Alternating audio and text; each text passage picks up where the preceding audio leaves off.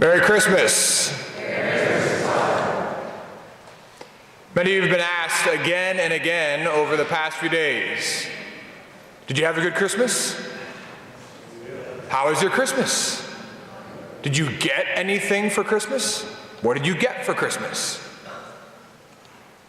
If you look at these phrases which roll off our lips these days after the primary feast of Christmas, of course it's Christmas all the way until January the 6th,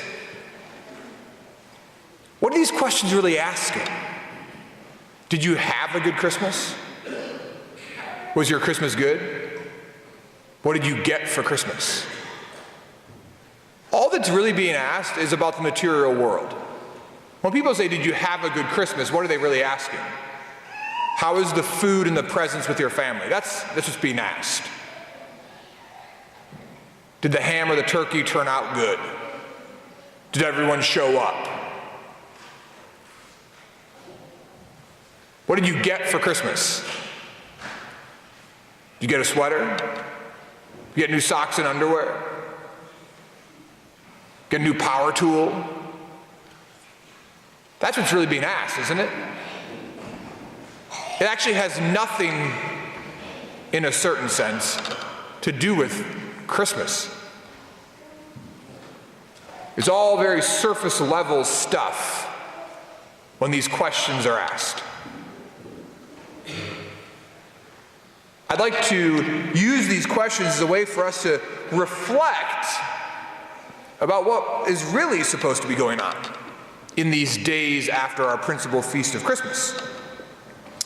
As a young child, I will tell you, this period of the year was a horrific time in my life. You see, I had a very, very good mother, still do. And my mother was very intent on the art of thank you letters. I mean, this is like very clear in my mind because she had a spiral notebook with the metal spiral on going down the binding, and every page had a child's name on the top of it, and then was the list of every present that we had been given. From Santa Claus, from our siblings, from Aunt Matilda, everybody, every present was listed. And then there was a column. She made columns, and checks were made when the thank you note was done. Sometimes rules were put in place, such as you were not allowed to play with the toy that was given to you unless the thank you note had been written. You weren't allowed to wear the new sweater or the new jersey until the letter had been written. I have many memories of sitting at the kitchen table crying in utter frustration as I wrote letter after letter after letter. And my mother, being a good mother,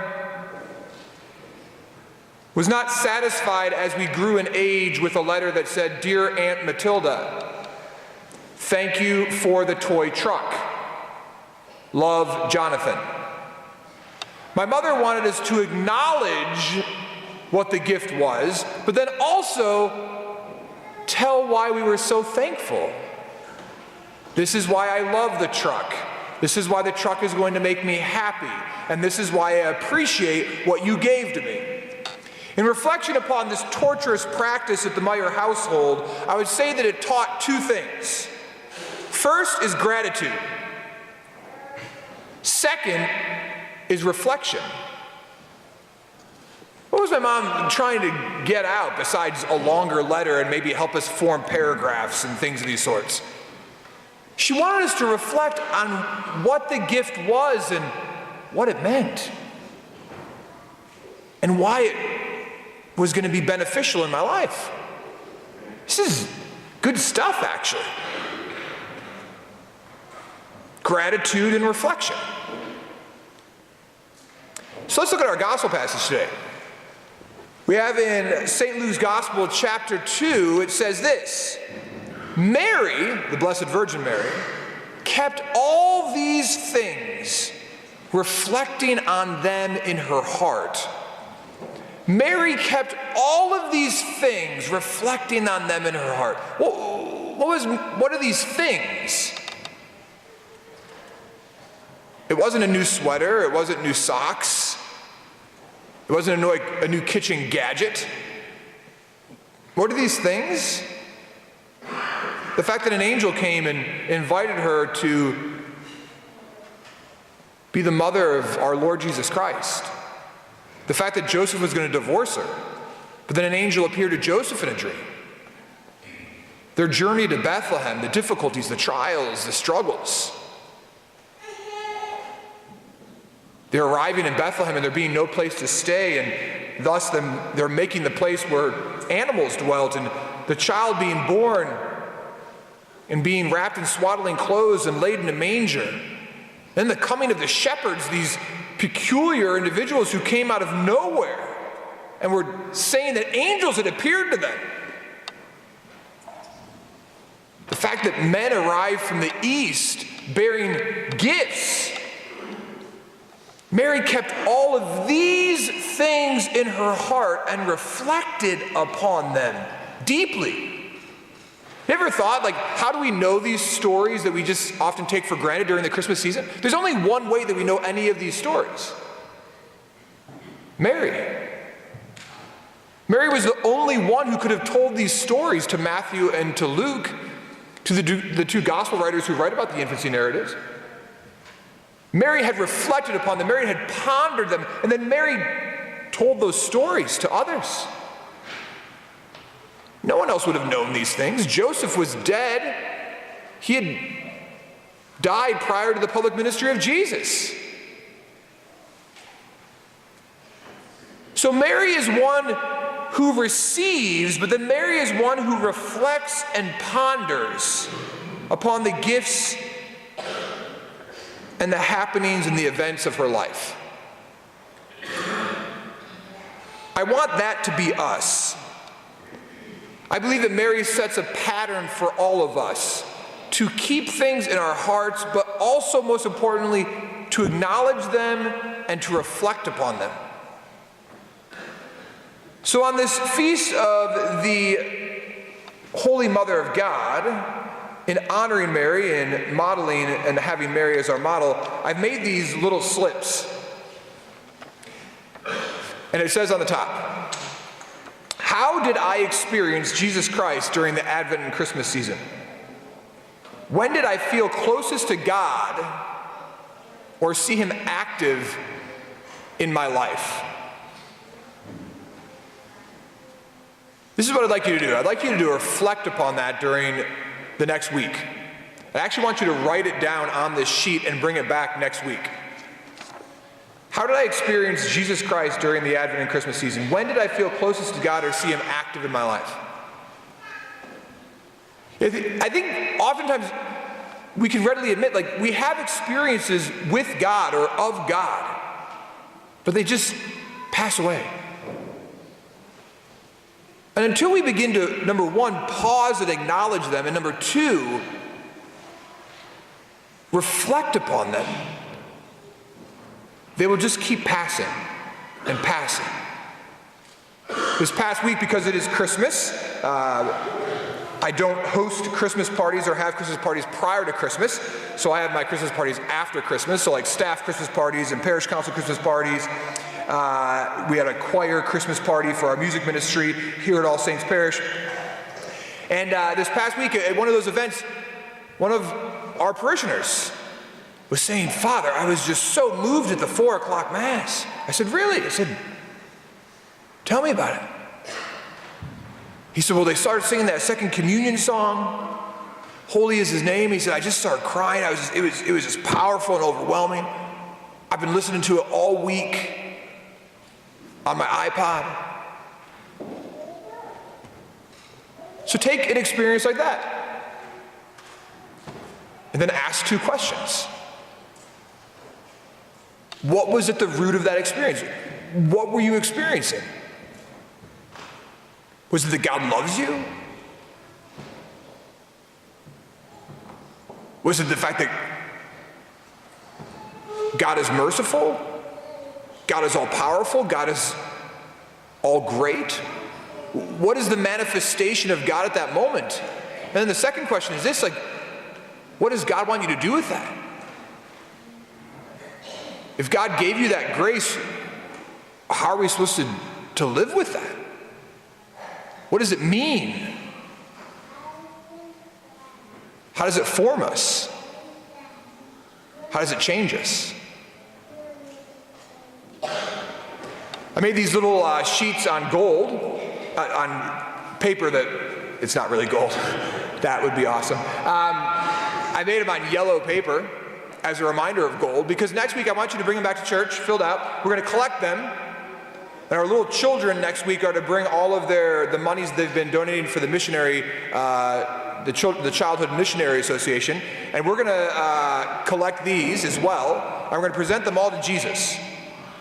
And I will tell you, what is written on these pieces of paper is more important than any gift you've been given this whole entire Christmas season. Because this is really Christmas. The encountering of God, the encountering of the Word made flesh, the encountering of the Christ child and Him actively working in our lives. How do we experience the Lord? How do we see Him active in our lives? I'll give just very, very short testimony for myself.